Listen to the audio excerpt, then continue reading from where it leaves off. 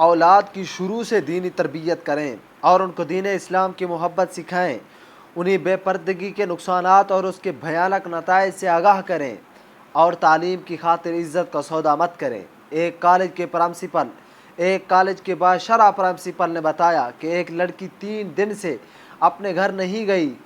اس کے ابا نے آ کر مجھ سے پوچھا کہ وہ پڑھنے آتی ہے؟ میں نے کہا ہاں پڑھنے آتی ہے۔ تو اس نے کہا مجھے کوئی غم نہیں کہ تعلیم حاصل کرنے کے بعد یہ چھٹی یہاں پہ گزارے، مجھے اس کا کوئی پرواہ نہیں، بس تعلیم ضائع نہ ہو۔